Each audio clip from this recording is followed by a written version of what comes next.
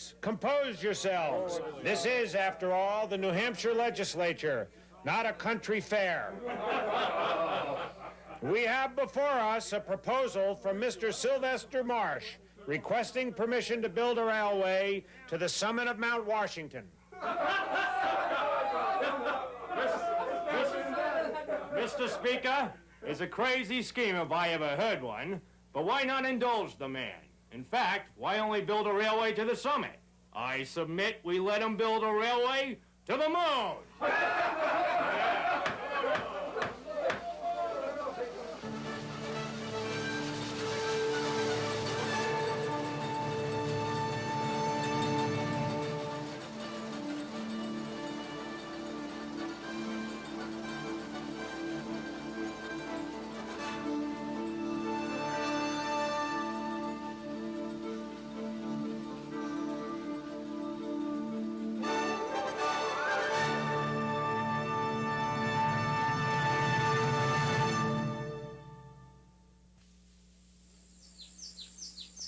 Mount Washington is a mystical and remarkable place, looming majestically as the Northeast's highest peak.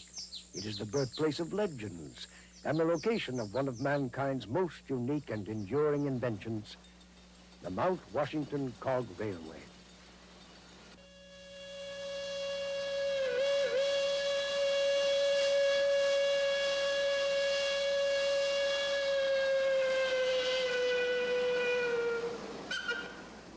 Today, travelers from around the globe find their way to the Cog's mountain stronghold, and once there, discover an experience that is unparalleled anywhere in the world. For a trip on the Cog Railway is not just a train ride up a mountain. It is a journey through time that has thrilled travelers for more than 120 years. Winter snows blanket New Hampshire's presidential range for nearly 6 months of the year. It is within this pristine mountain sanctuary that the Cog Railway sleeps. It waits only for the warmth of spring to melt its frozen world, giving the signal to again begin the ritual ascent to the summit. It might seem an inhospitable place to test man's puny inventions against nature's limitless strength, but it is in fact the place where Sylvester Marsh threw down his gauntlet to challenge the elements. Marsh was born in Campton, New Hampshire in 1803 and made his fortune in the meatpacking industry. Though blessed with an inventive mind, Marsh little suspected his most famous invention and claim to immortality would not come until he was nearly 60 years old. It was in August of 1857 that Marsh decided to ascend Mount Washington on foot. During this climb, he and his companion were caught in a storm and darkness fell quickly. Climbing on blindly, the exhausted men finally stumbled upon the tip-top house and there spent the night. That experience led to the creation of this machine, the world's first mountain climbing locomotive. Marsh's nearly fatal brush with the elements caused him to wonder about a safer way to climb this formidable mountain. His imaginative mind conceived a plan to ascend by steam power, using a special cog coupled with a vertical boiler. Marsh built this scale model to impress potential investors that his idea was sound. He also obtained patents for his designs, including one for the first air brake, which began to attract attention to his creation. A well-known journal, the Scientific American, published a cover story on the Cog, including an artist's rendering of what the railway might look like if ever built. The popularity and fame of Mount Washington continued to spread as the opening of the carriage road in 1861 made the summit somewhat more accessible. Marsh continued the relentless, obsessive pursuit of his goal. From his initial, somewhat humiliating appearance before the legislature in 1858, through the Civil War and beyond, he never gave up. With $5,000 of his own money and $15,000 raised from investors, he formed the Mount Washington Steam Railway Company. Marsh's dream took shape. The project moved ahead step by step, with base buildings and a short trestle being built from timbers cut on location. Progress was slow. All materials had to be shipped by railroad to Littleton, some 25 miles away, and then hauled by teams of oxen to the base. In August of 1866, Marsh was able to offer demonstration runs on the first short section of track with locomotive number 1, named Hero. These runs soon convinced all involved that the railway would truly become a reality. However, it didn't take long for Hero's name to be changed forever. An early visitor took one look at the vertical boiler and smokestack and commented that it looked like a long-necked pepper sauce bottle, a common item in Victorian-era households. And so, pepper sauce was ingloriously christened. The arduous work of clearing ground for the track continued. It followed a natural ridge and a bridle path once cleared by the legendary mountain man Ethan Allen Crawford. Carving its way into the landscape, the cog moved inexorably toward completion. One by one, the voices of ridicule turned to praise as Marsh's dream came true. The world's first mountain climbing railway was precedent-setting in nearly every way. State-of-the-art technology was being created with every step as these pioneers moved ever closer to their goal. Here on Jacob's Ladder, the trestle reaches its steepest grade at an incredible 37.41%, as astounding today as it was in 1869. This man, Walter Aiken, was to play an ever-enlarging role in the Mount Washington Cog Railway. This engine, which was Aiken's version of pepper sauce, did not perform as well. It was later reconstructed and named the George Stephenson. As the trestle reached the top of Jacob's Ladder, trains began to run to that point in August of 1868. However, severe weather would prevent completion of the line until the following year. Finally, on July 3rd, 1869, the Cog Railway was finished. It took 700,000 feet of timber, 231 tons of iron, $125,000, and one man's eternal optimism to complete. Engineering, as well as the unquenchable human spirit, had combined to create this marvel of its age. As unlikely as it might once have seemed, Sylvester Marsh had built his railway to the moon. The Cog Railway fast became the brightest star in the North Country. The White Mountain region was now a destination resort area, with luxurious grand hotels, incredible natural beauty, and its one-of-a-kind rail line. It wasn't long before the world began to beat a path to the Cog's door. When the prestigious periodical Harper's Weekly ran a major feature on the Cog in August of 1869, the population at large began to hear of this extraordinary invention and majestic landscape. These journalists were among the earliest to savor firsthand the wonderment that millions would experience over the ensuing century.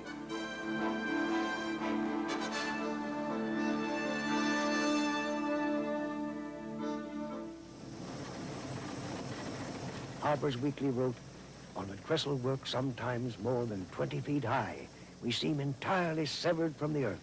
The stoutest of the party looks a little pale, but we feel the firm grip of the cog upon cog, and still up we go. The horizon extends, admiration gives place to awe. There is no room in our hearts for fear. We drink in the wonder."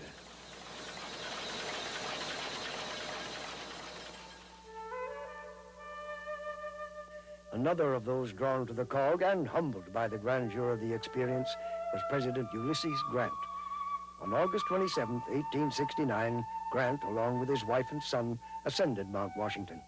The president seemed to gain a sense of perspective from his time on the summit. "Man seems so small when you look at the universe," he observed.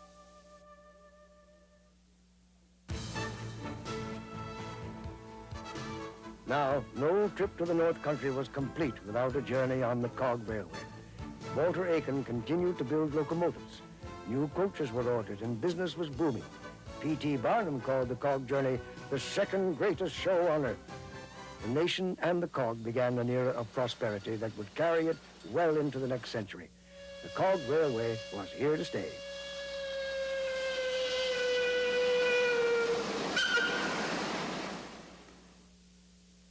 One of the more unusual byproducts to come out of the construction process was the slide board, otherwise known as the Devil's Shingle. This simple device was little more than a plank with a rudimentary brake, and at first it just allowed workmen to spend more time on the job before making a speedy descent. Eventually, more and more adventure seekers wanted to try it, with one hearty soul making the 3-mile trip down in a mere 2 minutes and 45 seconds for an average speed of more than 60 miles an hour. Most people, however, were a bit more conservative. Among the Clouds, the world's only newspaper ever published on a mountaintop, always sent their latest edition down via the cog track. Eventually, safety considerations and a redesign of the track brought the slideboard era to a close.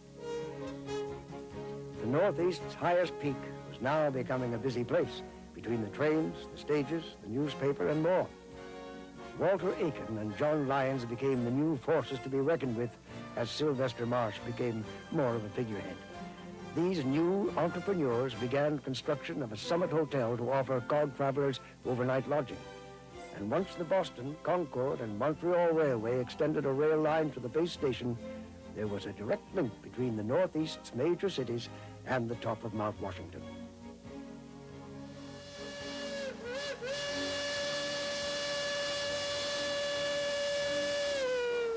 One of the most enchanting aspects of the Cog Railway is that today's travelers can experience precisely the same sensations that were offered way back when. In fact, a recent commemorative celebration created a wrinkle in time of sorts as the Victorian era came back to life. I'm very curious to see how this Sylvester Marsh's contraption is going to get us to the top myself.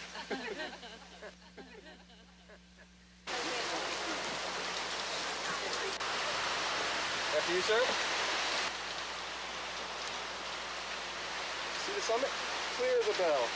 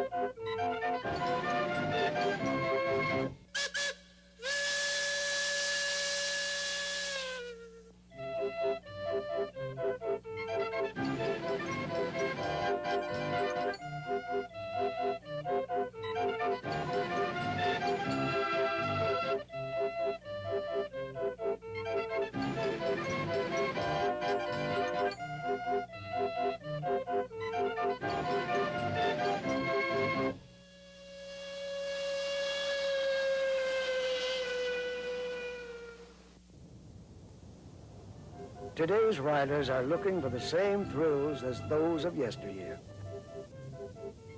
And they get them.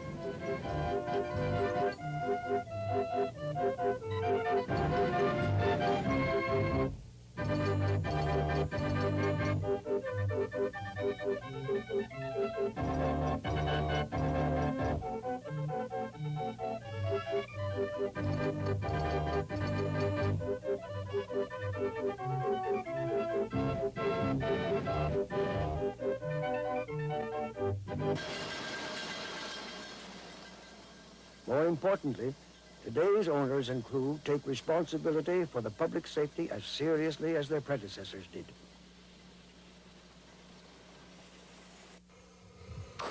My responsibilities, now that I'm general manager, the ultimate responsibility is the safety of the operation as far as the traveling public is concerned.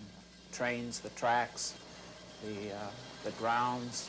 We have a scheduled maintenance program that is in effect and overseen by a number of different groups. The train crews fill out daily reports on the performance of the equipment, and that's passed along the chain of command and right down to the shop, at which time they schedule all the needed maintenance, whether big or small. The state of New Hampshire plays a role in the inspection process here at the COG, and we inspect the boilers every year, the running gear on the locomotives and coaches, and then also the track is under constant check. I would say 8 times a year a state inspector comes up and walks the track and makes recommendations. I think the most satisfying thing for me is the challenge of running the railroad and running a good operation and something the public can really enjoy. Before the COG was passed on to today's owners, it had gone through remarkably few proprietors in its history. After the era of Marsh and Aiken, the Boston and Maine Railroad ran it, making vast improvements to the overall operation and switching fuels from wood to coal. 3 summit houses were built and burned between 1873 and 1915. But as the public kept coming, the summit kept busy. Peppersass went on the road as the Cog Railway's mechanical ambassador shortly after the turn of the century. After many travels, including being lost in Maryland for 23 years, the engine was finally brought back to New Hampshire. The idea of bringing the long-retired Peppersass out for a commemorative run in 1929 was cause for great interest among the press and public. Large crowds turned out, only to bear witness to a crash that marked the engine's last run. Eventually, Peppersass was rebuilt and put on permanent display at the base station to await the day when its whistle might again echo through the hills. The 1929 accident combined with the Great Depression to spell hard times for the Cog.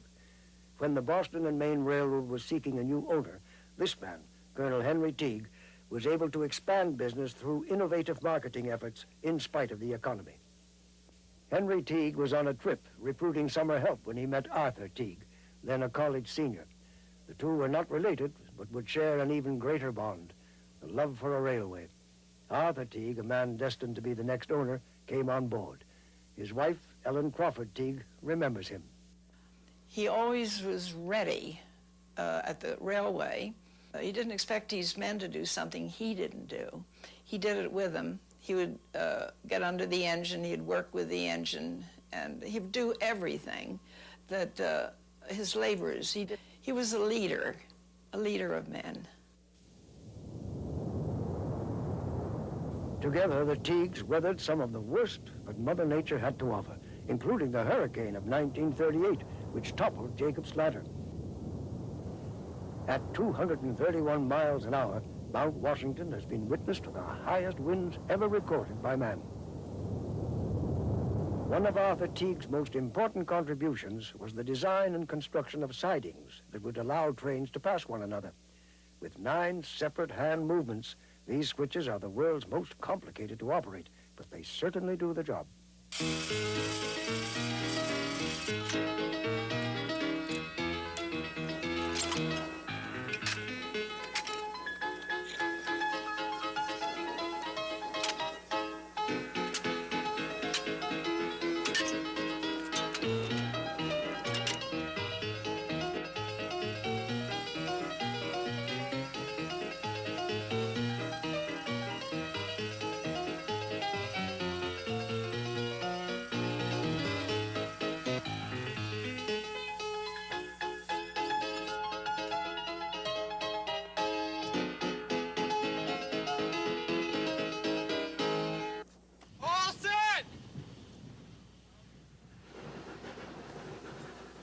The Cog's only major accident occurred in September 1967 when a passing hiker threw a switch that caused both engine and coach to derail.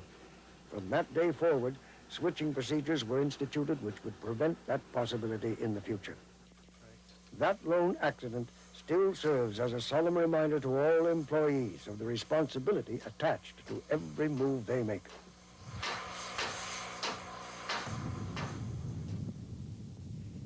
The Cog's current owners, Kathy and Joel Bedore and Wayne Presby, face the same challenges from Mother Nature their predecessors had. I think that being in partnership with Mother Nature, having to go on her every whim, realizing that on Mount Washington you can have snow any day of the year, any month of the year. It is awesome, and it makes you feel very small in relation to what it is you're supposedly in charge of, but in fact just maintaining and taking care of for posterity. These active and involved stewards of the Cog legacy realize that only by their continued vigilance will they carry on the traditions of preservation and improvement that have already been established.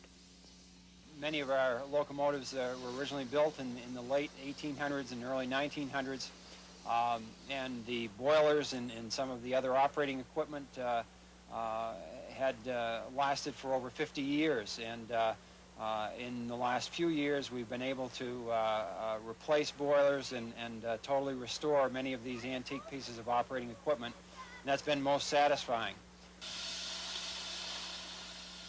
Every step of the process is reenacted by an endless line of men who are irresistibly drawn by the lure of the rails. Since they've worked here for a season, the cog gets in their blood, and the smell of the coal, the dirt and the cinders falling in their hair, the feeling of going up and down the mountain all day long. I've seen guys dancing to the sound of the engines as they're coming down the hill, because they got kind of that rhythmic sound to the steam being let in and out of the cylinder cocks off from the bottom of the cylinders. I think that's what it is. It gets into their blood. It's the cog. It's kind of funny when you hear that little whistle and that ch-ch-ch-ch as the trains are backing down the mountain. It kind of tickles you a little bit, and you tend to smile.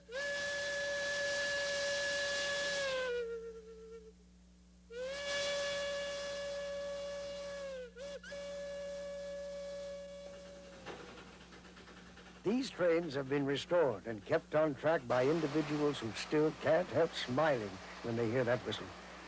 The common denominator they share is the goal to overcome day-to-day trials and tribulations and keep the train online. I think that Sylvester Marsh had great vision. The history of the railroad from his beginning right through the present is a day-to-day finding a way.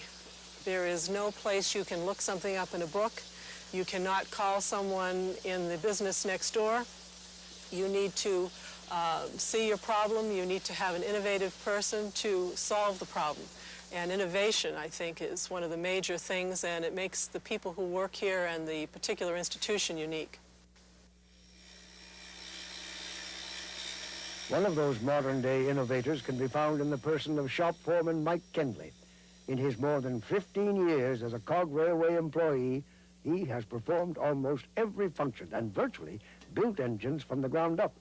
For trains that consume a ton of coal and 1,000 gallons of water on every trip up the mountain, routine maintenance is crucial. The kind of work that we find ourselves doing most often would be small things, little adjustments that need to be made, is really routine maintenance. It's checking the engines for worn or broken parts, adjusting brakes, cleaning the inside of the boilers. At least every 2 weeks, because they are relatively simple, every little piece is critical. In some ways, they're simple sort of machines. All the parts have to be handmade, for one thing. There's a lot of thought that has to go into making these parts. One of the more dramatic procedures which the men must perform make the engine appear very much like an angry dragon. This process is called a blowdown. All clear!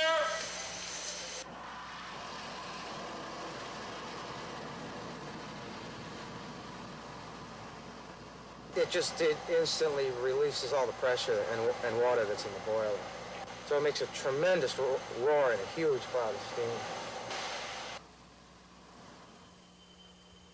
Working on the same trains in the same shop that men have toiled in for more than a century gives to all who step through the doors onto the warm brick floor a sense of history. Just walking in the shop and looking around at the old equipment and the belt-driven machinery and just the old building itself, it does give you a feeling that you're in kind of a time warp. It's all a part of history, and we're just one link in that long chain. I've crawled in and around these engines, I guess, as much as anybody. I think the most rewarding thing I find working on these engines is running day after day after day up and down the mountain, and they always seem to make it back home.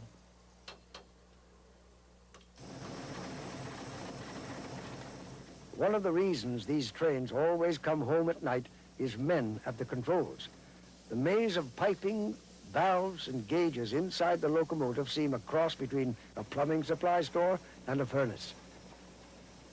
Since at times they appear impervious to the often hostile environment in the locomotive's cab, it seems these men must be made of fire and steam themselves. Water level would be the major concern. On this railroad line, we have so many different grades, and at all times we have to keep the flues covered with water.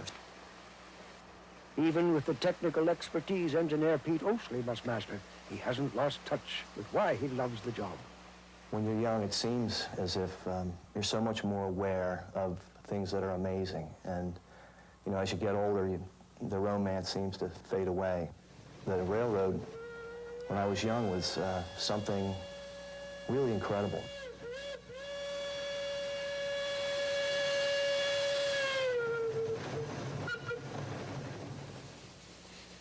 It takes many years for an employee to work his way through the on-the-job training required to become an engineer.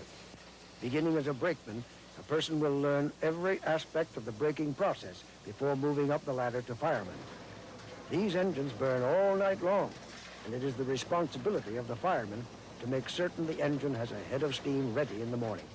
Then, all day long, it's necessary to shovel in just the right amount of coal to keep the engine operating at peak performance. Those who have traveled on the Cog Railway or have worked on it need no reminder of its unique appeal.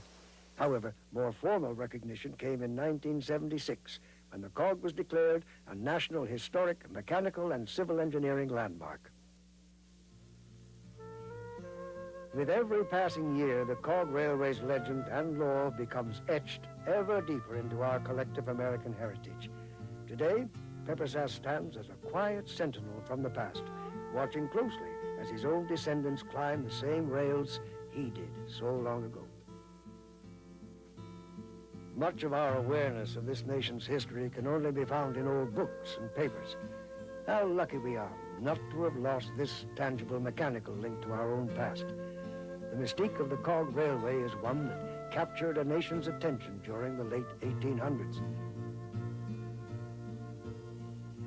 Its continued operation into the 1990s has become almost as remarkable an achievement as was its initial creation. Today, as it was in the past, the Cog is only as strong as the leaders who guide it.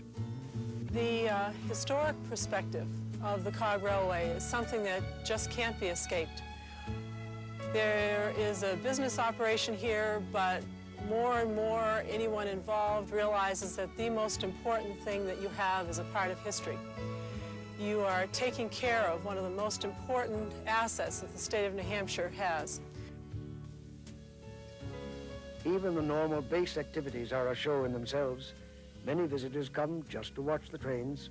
Others wander through the museum displays for a look at some rare mementos of the past. And some just sit by the fire in the lodge. The entire Cog operation is, in essence, a living museum, saving just one experience from being lost to time.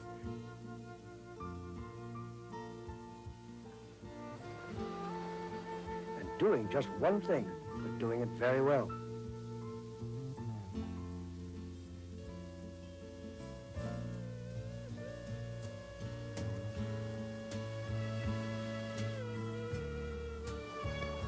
For just a little while, we can step back and imagine how it once was.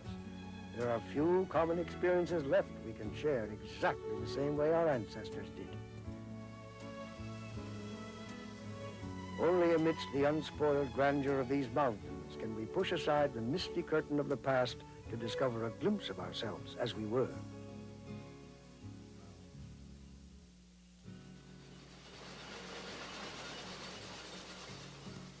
With all the technical advances of our modern era, the Cog Railway may be little more than a footnote of the industrial age. But in that note, we are reminded of how our dreams connect us to the past and shape the future. More than a century later, the vision of Sylvester Marsh still reaches out to us as his railway to the moon continues its journey through time.